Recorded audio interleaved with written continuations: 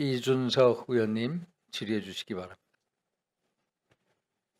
예, 아까 제가 재선거 관련 얘기를 계속했는데요. 지금 사실 재선거를 우리 국민들이 바라는 목소리가 상당한 수가 있는데 이게 뭐 규정을 아무리 살펴봐도 너무 모호한 지점이 많아가지고 이거를 정당에서 어떻게 입장 낼지 모르겠습니다. 그래서 우선 간단한 것부터 여쭙겠습니다. 우리 노태욱 위원장님, 선거에서 더 많은 유권자가 투표하는 것이 항상 더 나은 결과가 있다고 생각하십니까? 민의를 더 반영한다 이렇게 보십니까? 일반적으로 그렇다고 생각합니다. 예, 실제 그렇기 때문에 우리가 투표율 제고를 위해 많은 노력을 하고 있고 그것이 저는 올바른 방향이라고 저는 생각합니다. 그래서 이번에 선거가 문제된 것이 최대 한 200명에 300명 정도로 추정되는 유권자분들이 투표를 하지 못했기 때문에 그만큼의 민의가 반영되지 않았기 때문에 이 결과를 받아들이지 못하고 재선거를 요구하고 있는 국민들이 있는 겁니다. 근데 여기서 제가 그 7가지 선거에 각 단위에서 200~300명이 적게 반영돼 가지고 이 선거를 하자는 것인데 냉정하게 한번 보면요. 지금 이 재선거 관련해 가지고 후보가 바뀐다든지 아까 강동원 차장님 이게 전면 재선거면 후보가 바뀔 수 있다라고 판단하신 거죠. 바뀌어도 가능한 거죠.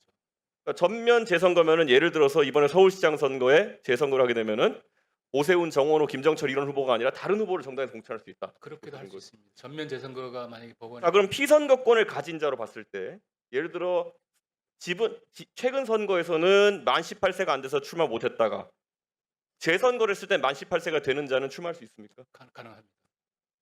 그러니까 새롭게 선거를 실시하게 되는 겁니다. 그러니까 완전히 새로운 선거다. 네, 그렇습니다. 그러면 유권자 명부는 어떻게 되겠습니까? 새롭게 작성합니다. 자, 그러면 부산에 살다가 부산시장 투표하고 서울에 온 사람 다시 투표할 수 있습니까? 그 선거인명부 작성 기준일에 맞춘 유권자라면 권한이 있겠죠. 한 사람이 한나의 선거에 2개의 표를 하나는 부산시장, 하나는 서울시장 이렇게 행사하게 되는 거예요. 재선거 자체가 우리 국회의원 선거도 이제 당선명이 되신 분들 같은 경우 재선거를 하게 되면 새롭게 선거하는 것과 똑같습니다. 이런 것들이 저는 논리적으로 상당히 모순이 있을 수 있다 이렇게 생각하고요. 결국에 유권자가 바뀔 수 있다. 지난번엔 투표하시고 이번엔 돌아가신 분, 지난번엔 나이가 안 됐는데 이번엔 나이가 된 분, 지난번엔 안 했는데 이번에 귀화되신 분. 그러니까 기존 선거에 투표 못한 분들의 결함을 치유하기 위해서 치르는 선거인데 후보도 다르고 유권자도 다르다. 이러면 이게 논리적으로 재선거라는 것이 무엇을 치유하기 위한 것이냐.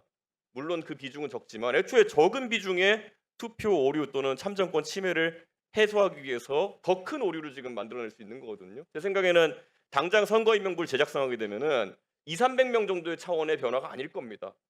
부산에서 서울로 이사 오는 사람만 300명이 넘을 겁니다. 그럼 저는 이거는 어떻게 치유할 수 있는 것인지 지금 그 차장님이 그러니까 결국 이 명부 작성이나 후보 등록에 대해 가지고 해주신 말씀은 규정에 근거한 것입니까? 아니면은 이것도 어떤 판단에 근거한 것입니까? 재선거 지금 현행 선거법에는 그게 명문화되어 있지는 않은데 예, 예. 지금 현재 저희들이 선거 관리를 할 때는 재선거 일자라든지 후보자 등록 이런 게 다 별도의 조문에 있습니다. 그래서 저는 우리 그 국조특위에서 해야 되는 것이 이런 결함이 있는 조항들을 다 치유할 수 있는 재선거의 방식 같은 것도 명시하지 않으면은 이 재선거가 만약에 소청이 받아들여져서 가서 이루어진다 하더라도 그 결과에 대한 또 다툼이 생길 것이다. 저는 그렇게 생각하고요. 그 다음에 저희가 이제 보면요.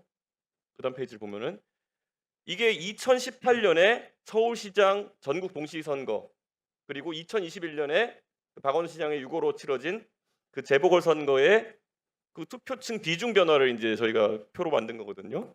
명시적으로 사전 투표를 관외 관내 사전 투표를 하기가 어려운 환경이었기 때문에 20대, 30대, 40대 표가 줄고 본투표성이 높은 50대, 60대, 70대가 많이 잡힌 겁니다.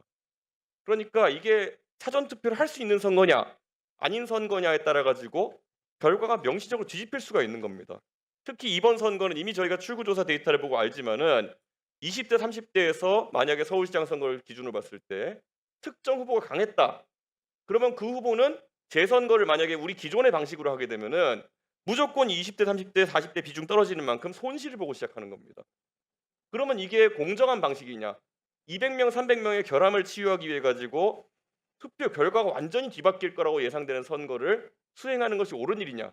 이렇게 생각해봐야 되는 거 어떻게 보십니까, 우리 그 위철원 의원님?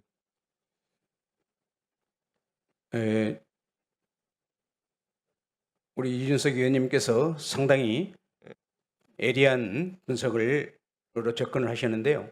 사실 더 큰 혼란이 야기될 그런 불쏘시개가 될 수가 있습니다. 그러니까 왜냐하면 네.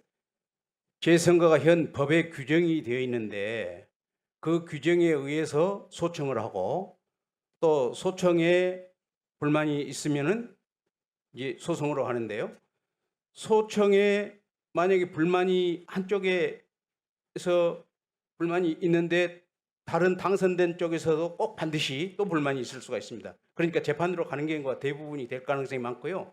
그런 절차가 법원의 판결에 의하지 않고 어떤 재선거를 한다는 것은 지금 현재로서는 어떤 크나큰 혁명이 일어나 가지고 국민의 뜻에 의해서 기존 질서를 다 무너뜨려 버리고 새로 하는 것 외에는 저는 없다고 단언합니다. 그리고 앞으로 저는 그 당시에 사실상 잠실 7-2 개표구에 투표함 2개를 일반 시민이 불법으로 점거를 해서 그것을 개표소로 이송을 못해서 저도 2박 3일 동안 뜬 눈으로 사무실에서 재면서 그것만 정말 노심초사했습니다. 왜냐하면 어떤 방법으로든지 적어도 개표는 완료가 돼야 된다. 그래도 어떤 합법적인 당선인은 발표해야 된다. 이런 마음으로 저는 초지했습니다. 그런데 지금 개표가 완료됐고 또 당선인이 발표가 완전히 됐는 마당에 그냥 재선거다. 이런 것은 정말 무책임한 주장이라고 저는 생각합니다. 다른 일반 시민단체나 국민들은 마당에서 광장에서 그런 주장을 할 수는 있습니다. 왜냐하면 참정권이 침해됐는데 거기에 가만히 있으면 안 되죠. 그건 정말로 저도 현장을 나름대로 한번 가봤습니다. 가봤는데 정말 질서정연하고 그분들이 막 컵라면도 무료로 주신 분도 있고 쓰레기 하나 버리지 않은 현장을 보고 야 정말 저분들이 중심으로 나왔다면 애국시민이구나 이런 생각을 하면서 빼드는 반성을 마음속으로 많이 했는데요. 지금 정치권에서는 적어도 재선거다 이런 걸 주장해서는 안 된다고 저는 봅니다.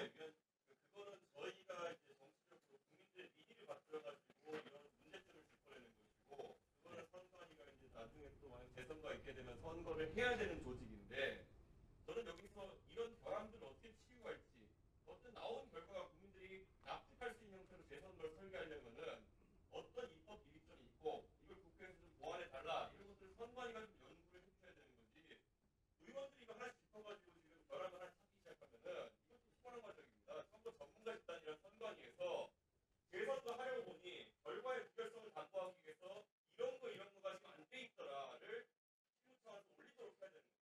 예. 그래야 되는 것이고 저는 사실 논리적으로는 애초에 규정된 대로 선거 결과가 바뀌지 않을 것 같으면 재선을 하지 말자는 주장이 올 수 있는데 지금 상황은 국민 신뢰 회복해야 되는 거고 국회가 국민 신뢰 회복하는 게 아니라 선관위가 회복해야 되는 겁니다. 예, 그래야 했습니다. 선관위가 더 능동적으로 예. 재선거도 열어놓겠지만은 하여튼간 되면은 이런 결함이 치유된 형태로 재선을 하겠다는 것을 오히려 연구하고 예. 나중에 제가 물어볼 때는 정확하게 밝혀주시고 네, 알겠습니다. 그래서 조직을 수습하는 방법이 할 거라고. 네, 알겠습니다. 이게